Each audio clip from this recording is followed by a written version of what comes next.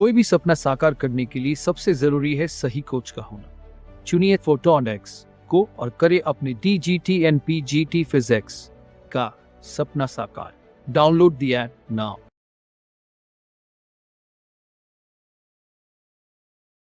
का जो चार्ज था वो था इलेक्ट्रॉन।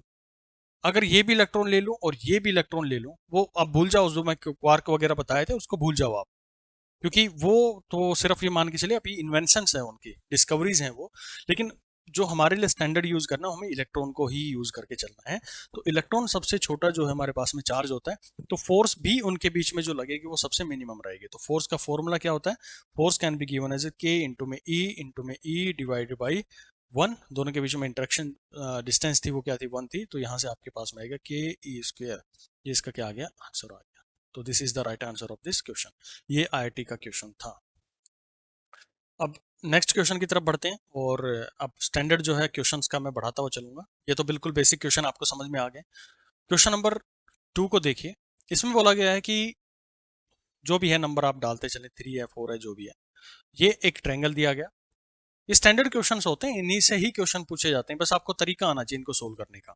ये ए है, इसकी विड्थ लेंथ, और ये भी ए है, यानी कि इक्विलेटरल ट्रायंगल आपको दी गई है।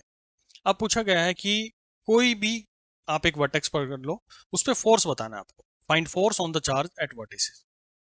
Find force on charge at vertices. जो उसके वर्टेक्स हैं उनके ऊपर में कितना जो है फोर्स लगने वाला है। चलो शुरू करें इस क्वेश्चन को। मैंने आपको पहले भी बताया था कि किसी भी एक चार्ज को पकड़ लो, उस पे जितने फोर्स लग रहे हैं उन सभी को आपको कैलकुलेट करना है। अब यहां से आपको दिख रहा है कि चाहे मैं इस चार्ज को पकड़ूं, चाहे इसको पकड़ूं, या किसी भी एक चार्ज को पकड़ के चल सकते हैं, तो उस पे लगेगा फोर्स।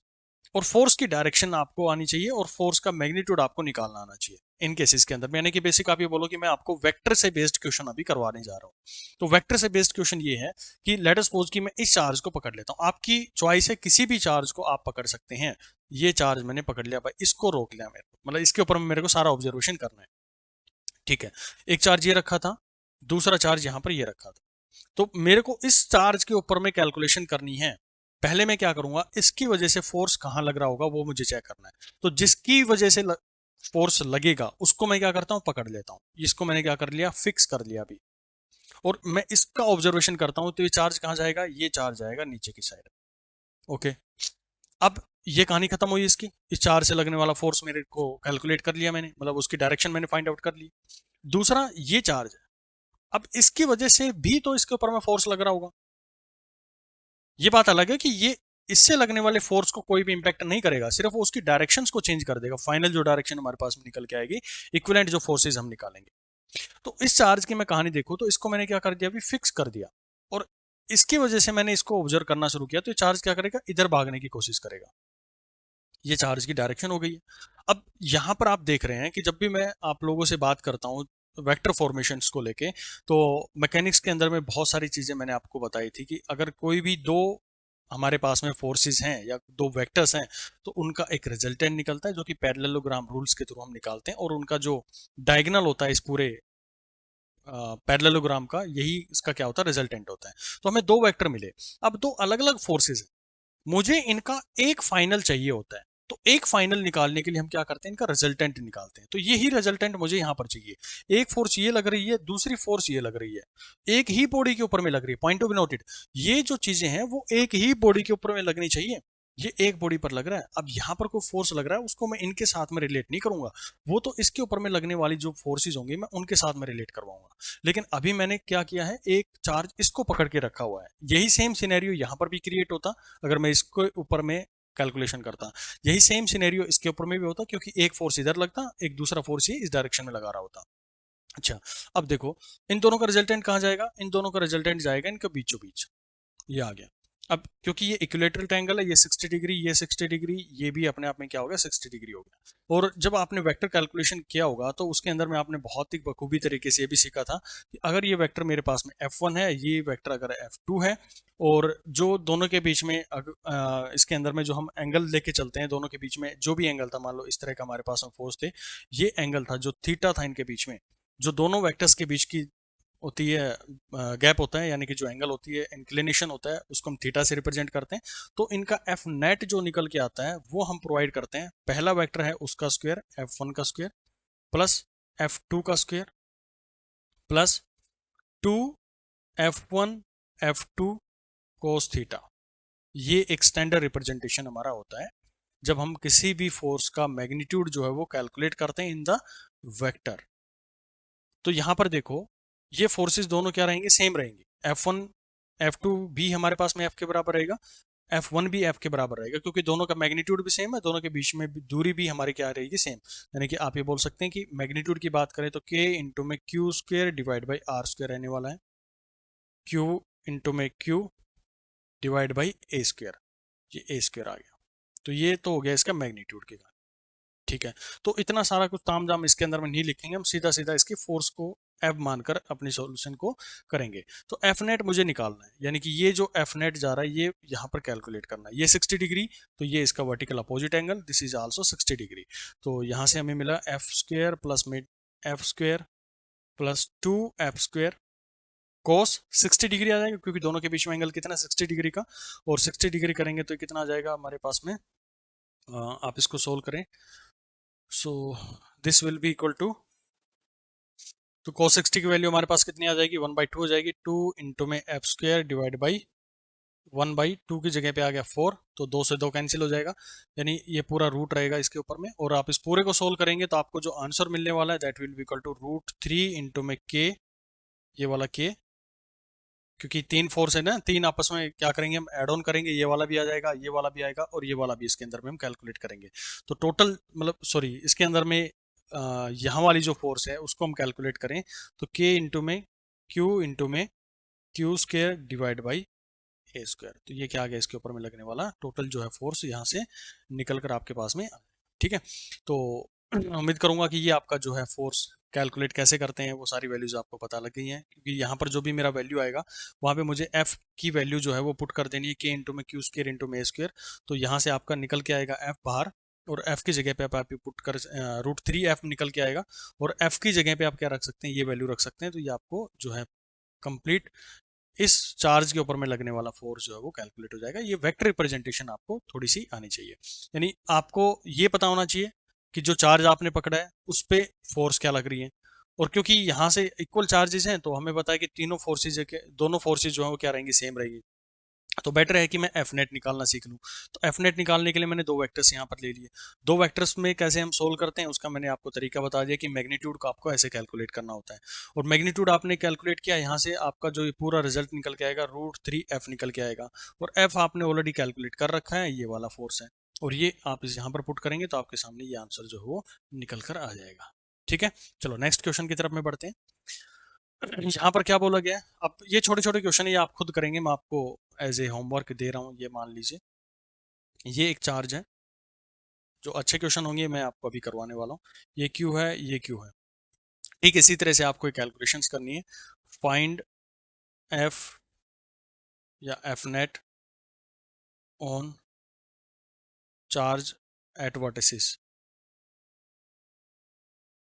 जो भी वर्टेक्स पे चार्ज है, मान लो ये चार्ज आपने पकड़ लिया, इसके ऊपर में आपको बताना है कि कितना इसका फोर्स लगेगा, ठीक है। नेक्स्ट जो टाइप बनते हैं इसके क्वेश्चंस के वो कुछ इस तरह का बनेगा। एक स्क्वायर बनेगा आपके पास में, यहाँ पर कोई चार्ज दे दिया जाएगा, मान लो प्लस क्यू चार्ज यहाँ पर दे दिया गया, यहाँ पर चार्ज रख दिया क्यू क्यू क्यू क्यू, ये 4 चार्जेस यहाँ पर रख दिए गए।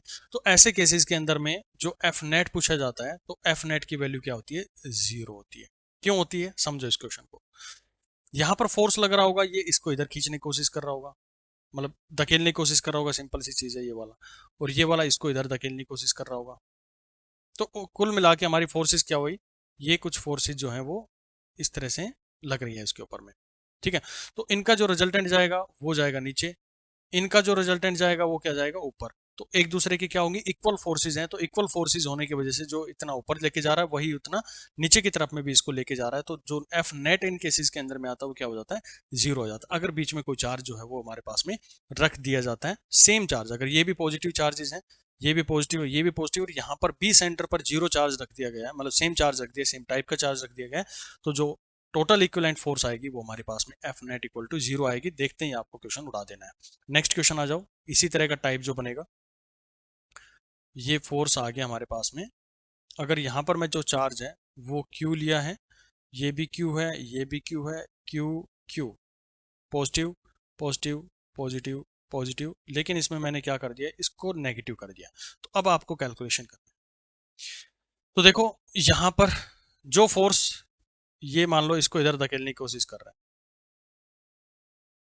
मान लेते हैं कि इस चार्ज के ऊपर में जो फोर्स लग रहा है वो, अगर मैं इसको फिक्स करके देखूं तो ये इसको इधर धकेलने की कोशिश करेगा, इसको देखें तो ये इसको इधर धकेलने की कोशिश करेगा, यानी कि एफ नेट जो है इस डायरेक्शन में वो क्या हो गया, वो हो गया 0, इस डायगोनल के अलोंग, जो रेड लाइन के अलोंग दिखा है। लेकिन जब आप इस तरफ में देखेंगे तो ये इसको क्या करेगा, इधर धकेलने की कोशिश करेगा, और ये क्या करेगा, इसको, ये वाला जो चार्ज है, ये वाला पॉजिटिव, इसको क्या करेगा, अपनी तरफ अट्रैक्ट करने की कोशिश करेगा। यानी एक ही डायरेक्शन में दो फोर्स लग रही है, एक तो लग रही है एफ पॉजिटिव चार्ज के कारण में, और एक लग रही है एफ नेगेटिव चार्ज के कारण में, क्योंकि नेगेटिव उसको क्या कर रहा है, अपनी तरफ अट्रैक्ट करने की कोशिश कर रहा है। ये देखो, इसकी वजह से क्या करेगा, चार्ज नीचे की तरफ में खिंच के आएगा, लेकिन प्लस क्यू की चार्ज की वजह से क्या कर रहा है, नीचे की तरफ में धक्का दे रहा है इसको, तो एक ही डायरेक्शन में दोनों चार्जेस मूव करना शुरू कर देंगे। भाई सिंपल सी चीज है, ऐसे समझो आप, माइनस क्यू है तो ये क्यू है मेरे पास में, ये भी पॉजिटिव चार्ज है, तो ये क्या करेगा, इसको धक्का देगा ऐसे, और ये पॉजिटिव वाला क्या करेगा, इसकी फोर्स में कैलकुलेट करूंगा तो ये इसको अपनी तरफ में खींचेगा। तो एक ही डायरेक्शन में दो फोर्सेज लग गए ना, तो दोनों फोर्सेज जो क्या हो जाएंगी, ऐड हो जाएंगी, लेकिन ये 0 नहीं आएगा इसके बराबर में, क्योंकि एक ही डायरेक्शन में हो गया। इस वाले केस में क्या था, ये इसको इधर लेके जा रहा है, ये इसको इधर खींच रहा है, मतलब उनको मैं आगे की तरफ में फॉरवर्ड कर दूं, जैसे यहाँ पर किया, प्लस क्यू चार्ज था, ये प्लस क्यू चार्ज है, ये प्लस क्यू चार्ज है, तो ये इसको क्या करेगा, अगर मैं इसके रिस्पेक्ट में देखूं तो ये वाला इसको धकेलेगा इस डायरेक्शन में ऐसे, और ये वाला जो क्या करेगा, नीचे वाला, ये इसको धकेलेगा इस डायरेक्शन में, तो दोनों इक्वल एंड अपोजिट फोर्सेज हैं, तो वो क्या करेंगे, कैंसिल आउट हो जाएंगे, इसलिए हमारा एफ नेट जो है वो 0 हो जाता है। पिछले केसेस में भी आप इसी रूल को लगा के भी सोल्व कर सकते हैं, या फिर इनके रिजल्टेंट को निकाल के भी आप सोल्व कर सकते हैं, और रिजल्टेंट वाला फैक्टर भी यही आता है। और आप इस डायरेक्शन से ऐसे देखें कि एक दूसरे को धकेलने की कोशिश करें, नेट फोर्स उसके ऊपर में जो है वो क्या बना देगा, 0 बना देगा। और ये केस यहाँ पर जब मैंने एक नेगेटिव चार्ज रख दिया है, तो नेगेटिव चार्ज रखने से वहां पर जो एफ नेट जो है वो 0 नहीं बनेगा, तो ऐसे केसेस में आप बोलेंगे F net not equal to 0। फिर आप क्या करें, कैलकुलेट करेंगे इस चार्ज के कारण में क्या फोर्स लगा, प्लस में इस चार्ज के कारण में क्या फोर्स लगा। मान लेते हैं कि ये ए था डिस्टेंस, ये भी एज था, तो यहां से बोल सकते हैं कि F that will be equal to Q into में Q divide by A square plus Q into में Q divide by A square, क्योंकि मैग्नीट्यूड्स की बात करते हैं हम खाली, तो उनके सिर्फ और सिर्फ मैग्नीट्यूड से मतलब होता है, डायरेक्शन तो हमने देख ही लिए कि दोनों एक दूसरे को क्या कर रहे हैं, एड ऑन कर रहे हैं। तो Q square divide by A square into में 2, ये क्या जाएगा, इसका आंसर आ जाएगा के, और इसके साथ में मल्टीप्लाई कर दें, यह वाला ये निकल के आ जाएगा। ठीक है, ये तो कहानी थी, मैंने जब एक नेगेटिव चार्ज रख दिया। अब आपके दिमाग में ये भी आना चाहिए कि भाई थोड़ा सा वेरिएशन और कर दो। लो जी, वेरिएशन कर देते हैं।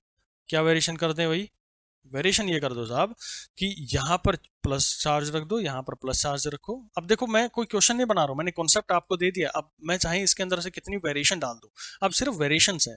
ये माइनस क्यू कर दिया, ये भी माइनस क्यू कर दिया, और यहाँ पर जो चार्ज था उसको मैंने अभी भी प्लस क्यू रखा हुआ है। अब बताओ क्या होगा इसके अंदर में, तो आप खुद समझ पा रहे होंगे, बहुत समझदार हैं भैया। यहां से ये फोर्स लेके जाएगा, एक फोर्स ही हो गया, दूसरे नेगेटिव चार्ज की वजह से देखूंगा तो इसको खींच के लाने की कोशिश करेगा। यही पॉइंट मैंने आपको फर्स्ट पेज पर समझाया। देखो क्या समझाया था कि जिस भी चार्ज को देखना है, मतलब जिस भी चार्ज से देखना है उसको पकड़ो, और जो जिस पर उसका इफेक्ट देखना है उसको फ्रीली छोड़ दो।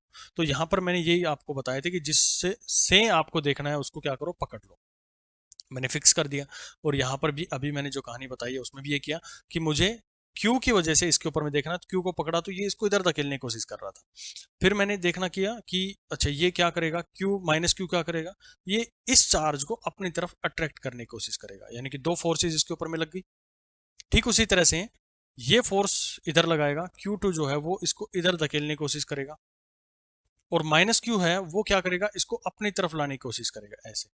तो दो फोर्सेज लग गई एक ही तरफ में, तो दोनों फोर्सेज एक तरफ में लग रही, ऊपर तो कोई फोर्स लग नहीं रहा इसका, तो नेट जो रिजल्टेंट इनका निकल के आएगा, एक फोर्स इधर एक फोर्स इधर, दोनों के बीच में एंगल है, तो नेट फोर्स क्या आएगा, इनका रिजल्टेंट आएगा। तो ये जो नीचे की तरफ में आएगा, this will be the F net.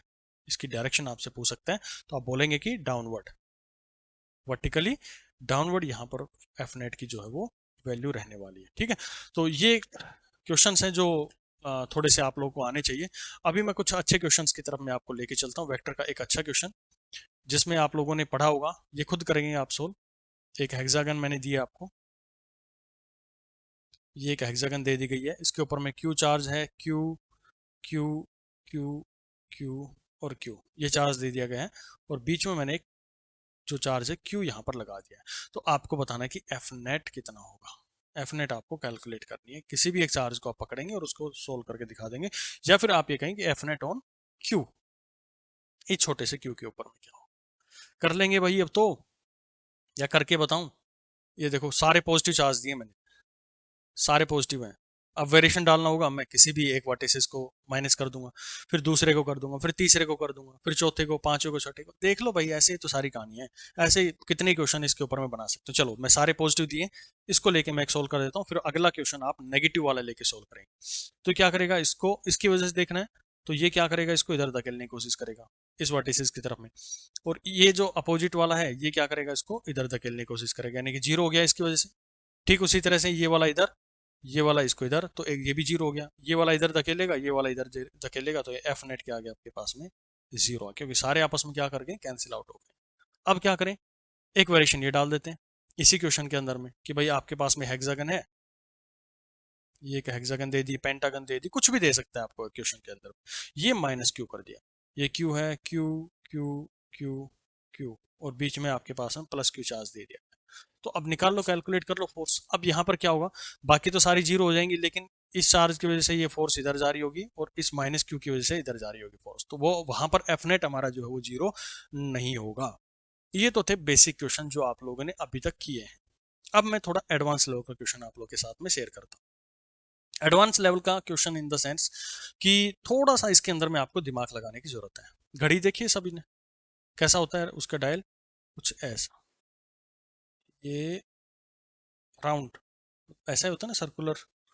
ठीक है, यहाँ पर जैसे जैसे उसके अंदर में आवर्स होते हैं, जो मार्किंग होती है 12, 1, 2, 3, 4, मैं उतना ही वहाँ पर चार्ज रख देता हूँ। लेट अस सपोज 12, ये 1 गुलाम, ये 2 गुलाम, ये 3 गुलाम, यहाँ पर 4 गुलाम, 5, 6 गुलाम, 7 गुलाम, 8 गुलाम, 9 गुलाम, 10, 11 गुलाम। तो ये चार्जेस मैंने रख दिए। ओके, अब यहाँ पर मैं आप लोगों से पूछ रहा हूँ कि find net force on 1 coulomb charge. Find net force on 1 coulomb charge, और इनके बीच में जो दूरी दी गई है, this distance, this is equal to A, यानी कि इसका रेडियस जो है आपको ए दे दिया गया है। आप इसको सोल्व करें, बताएं जल्दी से। मतलब किसी भी एक, आप ये माने कि नेट फोर्स आपको बतानी, किसी भी एक पर्टिकुलर चार्ज के ऊपर में आप निकाल सकते हैं इसको लेके, या फिर इस पूरे सिस्टम का नेट फोर्स कहाँ रहेगा वो निकाल के दिखा दो। तो देखो, इस क्वेश्चन को सोल्व करने का तरीका वैसे तो बहुत सारे हैं, लेकिन मैं जो तरीका आपको सिखाना चाह रहा हूँ उसके ऊपर में कंसंट्रेट करने की कोशिश करें। देखो यहां से देखो तो 1 कूलम, अगर मैं ये चार्ज, सॉरी ये 1 कूलम जो यहाँ पर रखा है इसके ऊपर में मैं फोर्स पूछ रहा हूँ। 1 कूलम जो चार्ज है, तो 1 कूलम जो ये वाला चार्ज है यहाँ पर जो हमारे डायल के ऊपर में है, ये एक फोर्स लगा रहा होगा, और ये क्या करेगा, इसको नीचे की तरफ में धकेलने की कोशिश करेगा। किसकी तरफ, 7 कूलम की तरफ में इसको धकेलने की कोशिश करेगा। ठीक है, मार्किंग थोड़ी सी इधर है, ये वाला 7 कूलम की तरफ में लेके आएगा। ओके, लेकिन जैसे मेरी कहानी यहाँ पर शुरू होती है, जब ये घूम के मैं नीचे की तरफ में आऊंगा, तो देखो कि 7 कूलम है, ये इस 1 कूलम को क्या करेगा, ये इसको इधर धकेलने की कोशिश करेगा। यानी कि अपोजिट फेसिस पर ऐसा हो रहा है कि एक तरफ लग रही है 7 कूलम फोर्स, मतलब मैं सीधा उसको फोर्स के रूप में दिखा दे रहा हूँ, क्योंकि 7 इंटू 1 7 आएगा, 1 इंटू 1 1 आएगा, तो उन्हीं के फॉर्म में मैं रिप्रेजेंट कर रहा हूँ। इसीलिए मैंने सेंटर पे 1 कूलम जो है रखा है, एक कूलम इधर लेके आ रहा है, एक न्यूटन फोर्स इधर लग रही है, और ये मान लेते हैं कि 7 न्यूटन फोर्स इधर लग रही है।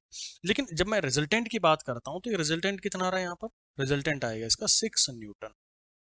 आया कि नहीं आया, ये इसको क्या करेगा, ऊपर की तरफ में लेके जाने की कोशिश करेगा, यानी कि एक 6 न्यूटन की फोर्स हमें क्या मिल गई है, ऊपर की तरफ में मिल गई है, ये वाली 6 न्यूटन 1 कूलम के ऊपर, जो कि 1 और 7 का कॉम्बिनेशन आ रहा था। अब ठीक आप आगे बढ़ेंगे तो देखो 2 कूलम्ब इसको इधर धकेलने की कोशिश कर रहा है और 8 कूलम्ब इसको ऊपर की तरफ में धकेलने की कोशिश कर रहा है।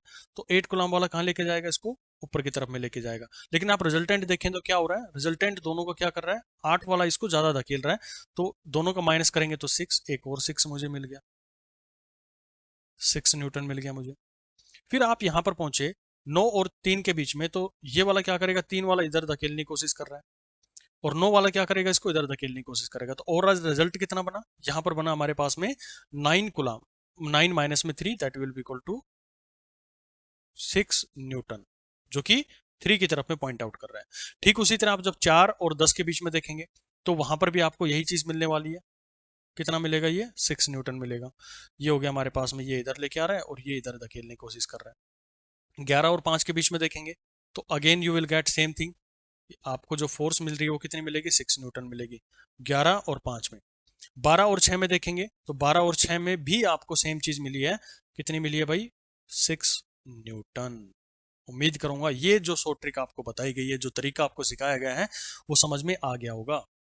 अब देखो अच्छे से समझो, यहाँ पर जो मेरे पास में फोर्सेस थे, अगर यहाँ पर आप इनके फोर्सेस के कंपोनेंट्स की बात करें, क्योंकि ये सारे क्या है, वेक्टर फॉर्मेशन के अंदर में जो है वो हमने लिख दिए हैं, तो ये सारे के मैग्नीट्यूड क्या हो गए, एफ हो गया, इसका भी एफ मान लेता हूँ, इसका भी एफ हो गया, ये भी एफ है और ये भी एफ है। और एफ की वैल्यू कितनी आ रही है, एफ की वैल्यू उनके चार्जेस के हिसाब से हम डिफरेंट डिफरेंट जो है वो कैलकुलेट करेंगे, लेकिन जो फाइनल रिजल्ट निकल के आ रहा है वो 6 न्यूटन के हिसाब से उसके ऊपर में फोर्स लग रही है, यानी कि 6 कूलम्ब न्यूटन फोर्स ही आप उसको मान के चलो। तो यहाँ से हमने देखा कि जब वर्टिकली मैं इनके कंपोनेंट्स को रिजोल्व करता हूँ और हॉरिजॉन्टली इनके कंपोनेंट्स को रिजोल्व करता हूँ, तो पहले वाले का ये आ गया मेरे पास में एक कंपोनेंट, और इसका जो दूसरा कंपोनेंट है वो आ गया ये वाला आ गया, यहाँ से ये वाला बन गया। दूसरे के कंपोनेंट की बात करूं, जो ये 6 न्यूटन वाला है, तो 6 न्यूटन वाला कंपोनेंट कहाँ जाएगा, ये एक 6 न्यूटन का कंपोनेंट ये आ गया, दूसरा इसका वर्टिकल हॉरिजॉन्टल कंपोनेंट ये आ गया, ये आ गया। तीसरे की बात करूं मैं, 6 न्यूटन, तो ये अपने आप में क्या है, हॉरिजॉन्टल है।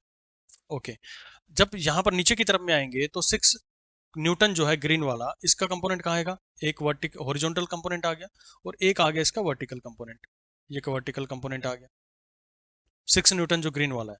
ठीक उसी तरह रेड वाला जो है, रेड वाले का एक कंपोनेंट नीचे आ गया, वेक्टर रिजोल्यूशन कर रहा हूं ना, और दूसरा वाला कहाँ चला गया, इसी के पैरेलल में चला गया, ये मैंने एक ही लाइन पे जा रहे हैं, बस दिखाने के लिए मैंने थोड़े थोड़े उनके बीच में गैप बना दिया आप लोगों के लिए। तो अब देखो जो टोटल हॉरिजॉन्टल में फोर्सेस लग रहे हैं, हॉरिजॉन्टल वाले फोर्स हो गया, एक तो एफ हो गया, ये वाला जो एफ था, जो हमारा खाली कंपोनेंट ही बना था 9 और 3 के बीच का, एफ हो गया। फिर दूसरा क्या बन रहा है, जब इनके एंगल्स की बात करते हैं तो सभी के बीच में एंगल कितना बन रहा है, 30 डिग्री है, ये 30 डिग्री है, ये भी 30 डिग्री है, क्योंकि सारा जो क्लॉक के वाइज हम देखते हैं तो ये एंगल कितने बनते हैं इनके अंदर में, 30 डिग्री का एंगल बनता है हर 5 मिनट के ऊपर में, क्योंकि एक मिनट में 6 डिग्री जो है वो एक क्लॉक के अंदर में एंगल बनाया जाता है। तो जब आप इधर चलेंगे तो इतने से इतने के बीच में 30 डिग्री का जो है वो एंगल बनाता है। तो ये आ गया। तो इधर आप देखें तो आपको मिल रहा है इस साइड में ये वाला मेरे को मिला, ऊपर वाले के जो कंपोनेंट्स है ये हमारे पास में 30 डिग्री के मिले हैं। तो इस वाले का कंपोनेंट आप देखेंगे तो ये मिला आपको twice of F cos 30 plus 2f कोस 60, ये बना हमारा कहाँ, आई डायरेक्शन में, यानी कि एक्स डायरेक्शन में। वाई डायरेक्शन में क्या बना, वाई डायरेक्शन में देखो ये तो तीनों आपस में क्या कर जाएंगे, ये जो दो थे और ये जो दो थे, ये दोनों क्या करेंगे, एक दूसरे को कैंसिल आउट कर देंगे, बचेगा क्या खाली हमारे पास में एफ, यानी कि एफ जे जो है वो यहाँ पर बच जाएगा। देखो ये जो एंगल्स थे ये आपको कैलकुलेट करने आने चाहिए, यहाँ पर जो भी इसके अंदर में हमने कैलकुलेशंस किए जो, क्योंकि जो एंगल हमारे पास में बने हैं कैसे हम उसको रिजोल्व करते हैं, वो रिजोल्यूशन इसके अंदर में बेसिक था, बाकी और कुछ इसके अंदर में ज़्यादा डेप्थ में जाके चीज़ें कुछ पढ़ने की जरूरत नहीं थी। ये आपको ध्यान में रखना चाहिए कि एक 30 का एंगल बनेगा, एक दूसरा जो ये बनेगा यहाँ से लेके और इधर वाला एक 60 डिग्री बनेगा, एक 30 डिग्री बनेगा। तो जो ये वाला एंगल है जिसकी वजह से यहाँ पर कोस 60 डिग्री आ गया, दूसरे वाला 30 डिग्री था पिछले वाले का, तो ये 30 डिग्री वाला कोस कंपोनेंट इस साइड में आ गया। तो इन सबको सोल्व करेंगे और खाली खाली हमारे पास में क्या बचने वाला है, ये बन गए हॉरिजॉन्टल कंपोनेंट्स, ये बच गया हमारे पास में वर्टिकल कंपोनेंट। तो आप इस तरह के इस क्वेश्चन को जो है वो सोल्व कर सकते हैं। तो उम्मीद करूंगा ये क्वेश्चन आप लोगों को समझ में आ गया होगा। फिर भी कोई आप लोगों को डाउट हो तो आप जरूर कमेंट बॉक्स के अंदर में इसको बताएं, आपके लिए दोबारा से इसको जो हम सोल्व कर देंगे, ठीक है। लेकिन ये आपको कैसे अप्रोच करनी है वो बिल्कुल क्रिस्टल क्लियर होना चाहिए आप लोगों के लिए। अब एक नेक्स्ट क्वेश्चन मैं आप लोगों के लिए दे रहा हूँ, आप कोशिश करें, उस क्वेश्चन को मैं सोल्व करवाऊंगा। फिर ये एक 1 कूलम चार्ज है ओरिजिन के ऊपर में, 1 मीटर पर मैं गया, 2 मीटर, 3 मीटर, काफी इंपॉर्टेंट क्वेश्चन है ये, 4 मीटर, और ऐसे में 10 मीटर तक चला गया। 1 मीटर पर मैंने रखा 1 कूलम, 2 पर रखा 8 कूलम, 3 पर रखा 27 कूलम, 27 कूलम, और ठीक उसी तरह से जब मैं 10 पर पहुंचा तो यहाँ पर रख दिया मैंने 1000 कूलम। 1000 कूलम चार्ज रख दिया गया। तो आपको बताना है find force at origin, find force at origin. Solve करें। अगर आपका आंसर 55 की आता है तो सही है, वरना आपको थोड़ा सा काम करने की इसके अंदर में ज़रूरत है, और वो ज़रूरत जो है वो हम इसके आगे जो है वो अभी बताने वाले हैं, ठीक है। तो आप इसको सोल्व करें जल्दी से। कोई भी सपना साकार करने के लिए सबसे जरूरी है सही कोच का होना। चुनिए फोटोनिक्स को और करें अपने DGT and PGT फिजिक्स का सपना साकार। Download the app now.